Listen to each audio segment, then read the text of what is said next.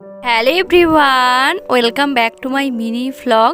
সুন্দর একটি দিনে সবাইকে ওয়েলকাম জানাই। সুন্দর দিন তার কারণ আজ হচ্ছে রাখি বন্ধন। সবাইকে জানাই রাখি বন্ধনের অনেক শুভেচ্ছা।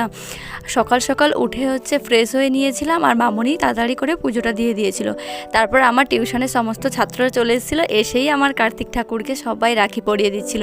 আমি অনেক দিন ধরে মনে মনে ভাবছিলাম যে আমার মানে ঠাকুরটাকে কে হচ্ছে পরাবে রাখি। তো সকালে হতে না হতেই আজকে আমাকে ভাবতে লাগেনি, সবাই এসে হচ্ছে এখানটায় রাখি পরাচ্ছে, আবার ওকে চকলেটও দিচ্ছে।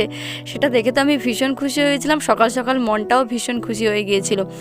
আর এবছর আমার খুশির কারণ হচ্ছে আরেকটু বেশি।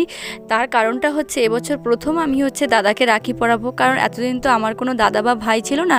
এই প্রথম বছর হচ্ছে আমি আমার দাদা হয়েছে, দাদাকে রাখি পরাবো, তাই জন্য হচ্ছে মনটাও আরও ভীষণ খুশি হয়ে আছে। তো শুধু ওরা হচ্ছে ঠাকুরকে রাখি পরায়নি, সঙ্গে হচ্ছে আমাকেও রাখি পরিয়ে হচ্ছে একদম ভর্তি করে দিয়েছে, সঙ্গে মামনি বাবু সবাইকে পরিয়েছে। তো আজ হচ্ছে বাবা মা আসার কথা, তাই জন্য মানে আমার খুশি একদম তুঙ্গে। তো তারপরে বাবা মা চলে এসে আর এখানটায় মা বসে গিয়েছে সকালের খাওয়া দাওয়া সেরে নিয়ে মাছ কাটতে। মা আসার সময় অনেক রকম মাছ, কাঁকড়া, চিংড়ি সমস্ত নিয়ে চলে এসছে। আর কি বলবো, মাছ চিংড়িগুলো দেখে আমার ভীষণ লোভ লাগছিল, কিন্তু আমার তো অ্যালার্জির জন্য চিংড়ি কাঁকড়া খেতে পাই না। তাই মাকে বলছিলাম যে তুমি আসার সময় কখনো চিংড়ি কাঁকড়া নিয়ে আসবে না। আর সবাই চলে গিয়েছে রুইতে, কারণ আমাদের বাড়িতে রোয়া হচ্ছে। তো তারপরে দুপুরে খাওয়া দাওয়া সেরে নেওয়ার পর মা আর আমি এখন যাচ্ছি দাদার বাড়িতে হচ্ছে রাখি পরাতে, কিন্তু ওখানে গিয়ে কোনো রকম ভিডিও ক্লিপস নিইনি।